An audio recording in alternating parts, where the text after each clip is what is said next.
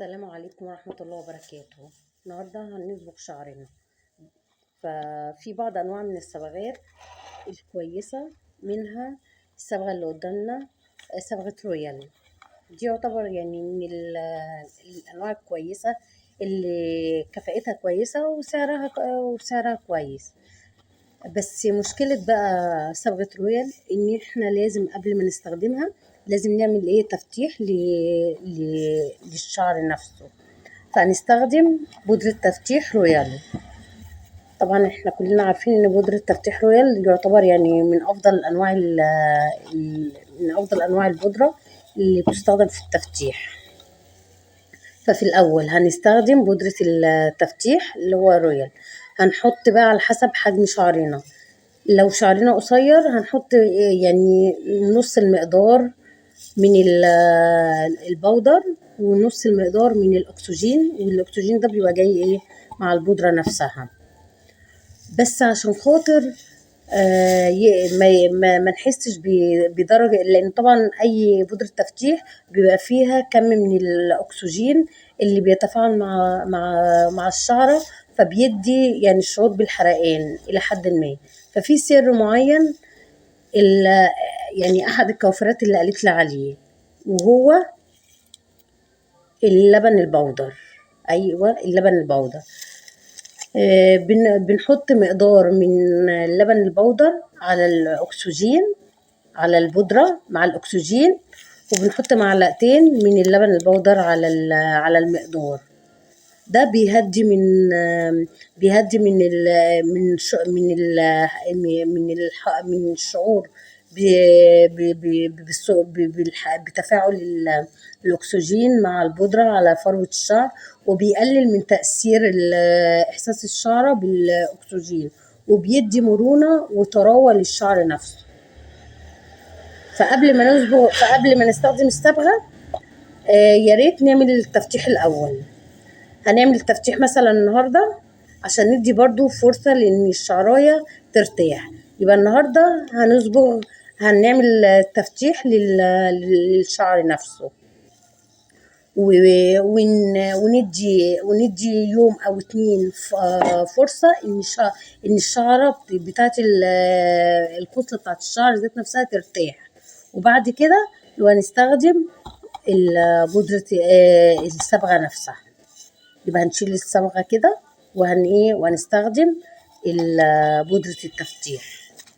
هنعمل بقى؟ هنحضر اناء قدامنا كده.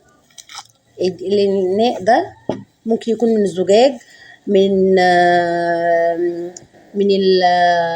الميلامين، من البلاستيك، المهم ما يكونش من الالومنيوم عشان خاطر ما يتفاعلش مع الاكسجين. وهناخد مقدار البودر اللي احنا عايزينه على حسب نوع الشعر بتاعنا. هنحط كده. انا شعري مثلا مش طويل، فهستخدم يعني المقدار المناسب ليه.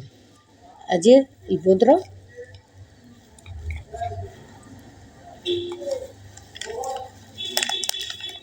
ولو احتجت هبقى اضيف تاني.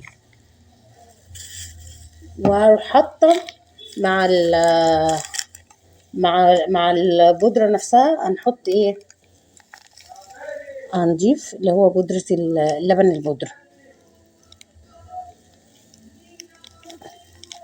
جربوه وهتحسوا بالفرق المرة دي.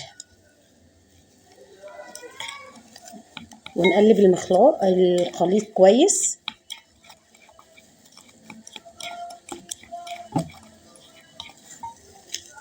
بعد كده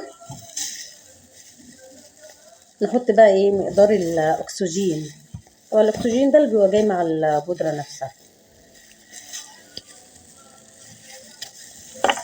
بسم الله الرحمن الرحيم.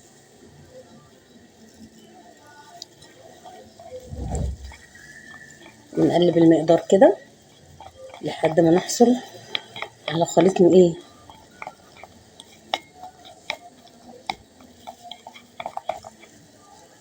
نزود شوية اكسجين كمان. الاكسجين ده بيبقى 9%. عشان ما يبقاش قوي على الشعرة نفسها. وهناخد بقى المقدار دوا، وعندنا طبعا بنستخدم الفرشة، فرشة الشعر، ونبدأ بقى ايه نمسك كده خصلة الشعر ذات نفسها، ونبتدي من الشعر اما انه يكون ما اتسبغش قبل كده، او يكون في بعض الاماكن اللي اتسبغ، وفي بعض الاماكن طلع فيها الشعر الجديد، والشعر القديم لسه يعني في لونين مختلفين. فهنبتدي بالشعر اللي هو اللون اتمحى منه خالص ومبقاش فيه لون جديد، ونبتدي بنحط بودرة التفتيح والخليط عليه، ونخلي اخر حاجة الجزئية اللي لسه فيها صبغة قديمة لسه ما طلعتش منها، عشان خاطر التفتيح لو حطينا كله على بعضه، الاماكن الاطراف دي اللي هي فيها لسه بواقي الصبغة القديمة هتتفتح وتبقى لونها مدي للأورنج. فهنبتدي ونسيب حوالي 2 سنتي من فروة الراس، عشان خاطر الأكسجين ما يأثرش على فروة الراس. نبتدي نغطي الشعر كله.